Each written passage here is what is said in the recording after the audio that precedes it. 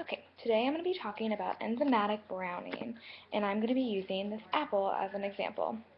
So about 3 to 4 hours ago, I cut up an apple, and I'm not sure if you can tell. It's kind of hard to tell, but it looks a lot more brown than this that I just cut not even 10 minutes ago. And what happened is there's an enzyme called polyphenolaxidase that allows this reaction to occur, and it mostly occurs in fruits and sometimes vegetables. So what happens is, in the presence of oxygen, this enzyme goes through the biochemical conversion of phenolics to produce quinones, which creates the dark brown color, which is also known as melanins. Um, when it goes through this process, the phenolics creates quinones, I think that's how it's pronounced, which is the thing that turns the apple brown. These are a phenolic compound that has the bitter taste that you can find when you leave out fruit and vegetables, um, and sometimes it also occurs in seafood and in certain meats. But that is my example of enzymatic browning. Hi, my name is Paige Nato, and today I'm going to be talking to you about lipids, more specifically the chemical structure and the different types of lipids that there are. Now, all three of these that I have right here are different types of lipids. This is olive oil, this is shortening, and this is butter. Now, lipids are simply molecules that contain a lot of hydrocarbons and that help the body store energy. One of the most common types of lipids are triglycerides. Triglycerides are simply glycerol attached to 3 fatty acid chains. So basically what a glycerol looks like is this. This is what a glycerol were to look like. Ignore the pink, the only color I had to draw with. But this is what a glycerol looks like, and a glycerol only becomes a triglyceride once you add fatty acids onto them, specifically 3 fatty acids, which is why it's a triglyceride. Now a single fatty acid looks very similar to this. This is what a fatty acid would look like. So, like I said before, when you add 3 fatty acids to 1 glycerol, you get a triglyceride. And this is what a triglyceride would look like.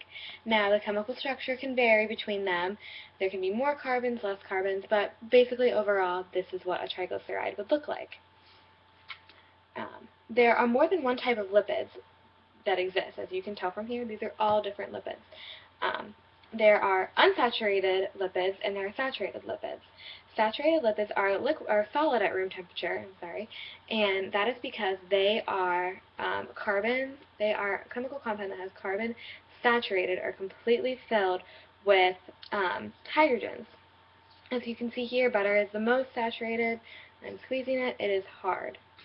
Whereas oil is the most unsaturated. It's liquid, going around. The main difference between saturated and unsaturated lipids is the chemical structure, like I said before. The biggest difference between a saturated lipid and an unsaturated lipid is that an unsaturated lipid has at least one double bond on its chemical structure. Now, like I showed you before, this is what a saturated fat or lipid would look like. And this is an example of the chemical structure that would be a saturated fat. As you can see, there's as many hydrogens as can fit onto the carbons, and there are no double bonds. They're all single bonds. In contrast, this is what a unsaturated fat would look like, and this is an example of what the chemical structure would be. Now, an unsaturated fat can have more than one. If it has more than 2 double bonds, then it is considered a polyunsaturated fat. So this example that I have here and was showing you here is also an example of a polyunsaturated fat.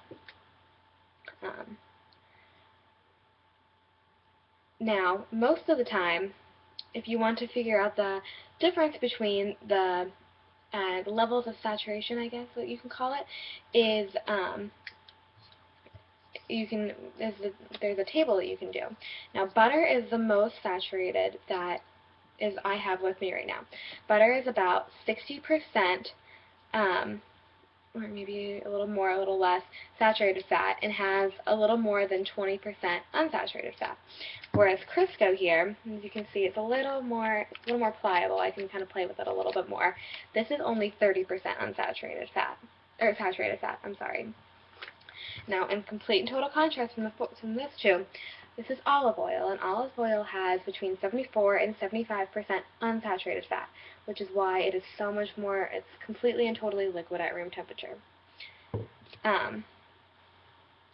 Most of the time, vegetable oils are made up of triglycerides, as well as other chemical compounds. Vegetables overall have a much lower saturated fat content than animal fat, as you can tell, from the oils, and animal fats are a lot more solid at room temperature. In unsaturated lipids, they are usually classified as polar lipids, meaning that they have a hydrophobic head that is attracted to water, and a lipophilic tail, which is attracted to oil. So here, if you look at this substance, this is a substance that I have already made, and this is olive oil and water. And if you look really closely, you can see that there's almost like a membrane formed around what would have connected the two of them. And this is the polar substance that makes lipids the way that they are.